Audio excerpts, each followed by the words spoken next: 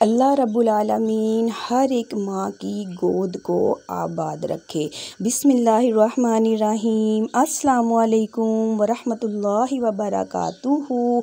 आज पूरे 6 दिनों के बाद अमूर ख़ानादारी में खुश आमदीद। अल्हम्दुलिल्लाह अल्हम्दुलिल्लाह, शुक्राने के साथ रब की रहमत का शुक्र अदा करते हुए जिस रब ने मेरी ढेर दुआओं को कबूल किया, उन दुआओं के साथ मैं अपनी वीडियो का आगाज़ करती हूँ। अल्हम्दुलिल्लाह अल्हम्दुलिल्लाह, उस रब्बुल आलमीन का करम है जिसने मुझ जैसी गुनाहगार की दुआओं को कबूल फरमाया। जैसे कि आप सब जानते हैं कि हमारे घर आई थी एक नन्ही सी परी और हम आए हुए हैं अपनी अम्मी के घर। तो हमारी जो छोटी सी प्यारी सी मुन्नी है, अचानक से हो गई उनकी तबीयत नासाज और हमें लेके जाना पड़ा उन्हें हॉस्पिटल। हम उसको ले गए एक करीबी प्राइवेट हॉस्पिटल में। जब प्राइवेट हॉस्पिटल में हमारी मुन्नी का चेकअप किया गया तो उन्होंने हमें बोला कि आप जल्द से जल्द इस बच्ची को लेकर जाएंगे DHQ नर्सरी वार्ड में। तो मैं और मेरा छोटा भाई हम जल्दी से अपनी प्यारी सी परी को लेकर हम लोग गए हैं DHQ नर्सरी वार्ड में। तो वहाँ पर कुछ फॉर्मेलिटीज़ थी कि बच्ची का जो बाबा है उनका शनाख्ती कार्ड होना ज़रूरी है। हम तो नॉर्मल चेकअप के लिए गए थे, हम शनाख्ती कार्ड वगैरह मतलब नहीं लेकर गए थे। तो फिर बहुत ज़्यादा ठंड थी तो मैं बच्ची को बजाय वापस अपनी अम्मी के घर लाने के बजाय मैं अपने घर ले गई। वहाँ पे हीटर लगाया, कुछ देर बैठ के मैंने बच्ची को वहाँ रखा जब तक मेरे भाई जितने ज़रूरी कागजात वगैरह थे, शनाख्ती कार्ड की कापी थी और जो जो उन्होंने मांगा था वो सब कुछ ले आए। फिर बच्ची को लेके हम आ गए DHQ हॉस्पिटल में। तो हॉस्पिटल में बेहद रश था क्योंकि ये सुबह का टाइम था। बहुत दूर दूर से, गांव से, हमारे अपने शहर के और काफ़ी वहाँ पे लोग आए हुए थे। बहरहाल जब हमारी बारी आई, हमने बच्ची को चेकअप करवाया तो बच्ची का वेट किया गया, बच्ची का मुकम्मल चेकअप किया गया। जो पैदाइश के फ़ौरन बाद का टीका था वो टीका भी हमने अभी तक नहीं लगवाया था क्योंकि बच्ची की मम्मा हॉस्पिटल में थी, हम बहुत ज़्यादा बिज़ी थे। तो बस वो वाला टीका भी हमने लगवाया और बच्ची का चेकअप करवाया। चेकअप के बाद उन्होंने बताया कि जो आपकी बच्ची है इसकी आइज़ बहुत ज़्यादा येलो हो गई हैं, इसकी ज़बान का कलर भी येलो है और स्किन का भी। तो फौरी तौर बच्ची को हमें नर्सरी में दाखिल करना पड़ेगा। और उन्होंने नर्सरी वार्ड में बच्ची को रखा और मुझे एक कागज़ दिया कि आप इसके ऊपर अंगूठा लगाएं।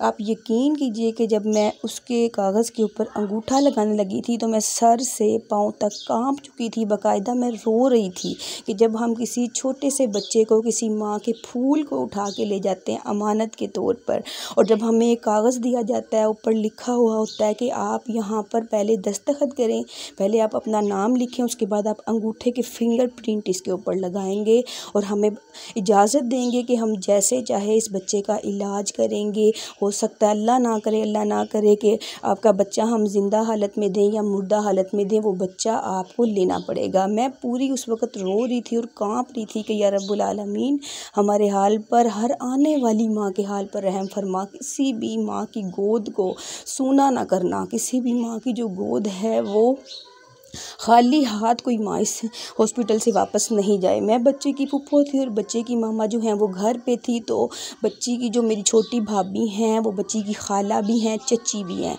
पूरा दिन वो हॉस्पिटल में रुका करती थी, रात को मैं चली जाया करती थी। सुबह तक ठंडी ठार कुर्सियों पर बैठे रहना और हर वक्त दुआएं मांगते रहना। कड़कती सर्दी, बहुत ज़्यादा शदीद धुंध। जब रात को 3 बजते थे ना तो ऐसा लगता था कि जितनी भी धुंध है बाहर वो सारी की सारी इन जालियों में से अंदर आ गई है। जो लोग दूर से आए हुए थे, गांव से आए थे, उन सब ने अपने बिस्तर जो हैं वो ज़मीन पे लगा लिए थे। वो सिलेंडर भी लेके आए थे, कंबल और चीज़ें भी लेके आए थे। बिस्तर वगैरह हम भी लेके गए थे, लेकिन एक चेयर के ऊपर एक कंबल लपेट कर पूरी रात बैठे रहना और मुसलसल दुआएं मांगते रहना कि अल्लाह हमारे बच्चे जो अंदर हैं उनको खैरियत से हमें लौटा दिया जाए। 3 दिन तक जो है हमारी बच्ची को हीटर और ब्लू वाली लाइट्स के अंदर शुआओं में रखा गया। हमें हर 2 घंटे बाद बुलाया जाता था कि आएँ, आके बच्ची को फीड करवा दें, बच्ची का पैम्पर चेक कर लें।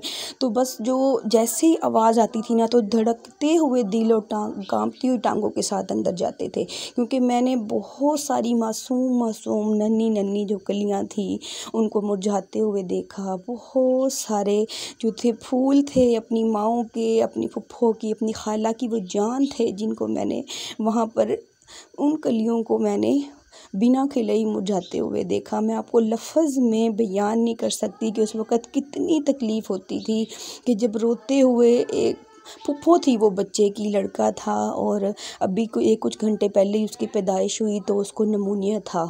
और उस बच्चे की जब डेथ हुई तो उसकी जो फुफ्फो थी वो इतने बुरे तरीके से रो रही थी, आप यकीन कीजिए कि पूरा हॉस्पिटल में जितने भी नर्सरी वार्ड में उस वक्त लेडीज़ ही बैठी हुई थी इंतज़ार गाह में हमारी तरह, वो सब उनकी बातें सुन के रो पड़ी कि अल्लाह किसी भी माँ की गोद को सूना ना करे, किसी माँ की जो गोद है वो सुनसान ना हो, उसके बच्चे हमेशा उसकी गोद में खेलते रहें। एक माँ की गोद हमेशा रब्बुल आलमीन जो है ना वो आबाद रखे। जैसे ही नर्सरी वार्ड में मुझे बुलाया जाता था, मैं सबसे पहले बच्ची को उठाती थी, चूमती थी, प्यार करती थी। उसके बाद मैं उसकी सारी रिपोर्ट, सारे उसके टेस्ट देखती थी और उस वक़्त इस तरह सुकून आ जाता था कि जैसे पता नहीं कौन सी हमारी कीमती चीज़ है।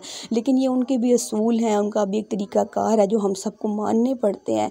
तो ये देखें, सुबह सुबह जैसे ही धुंध से भरी हुई सुबह होती थी या धुंध से छुपे हुए सूरज में शाम होती थी, तो इन जालियों के पास खड़े होकर दिन रात अपने रब्बुल आलमीन की रहमत को मैं पुकारा करती थी।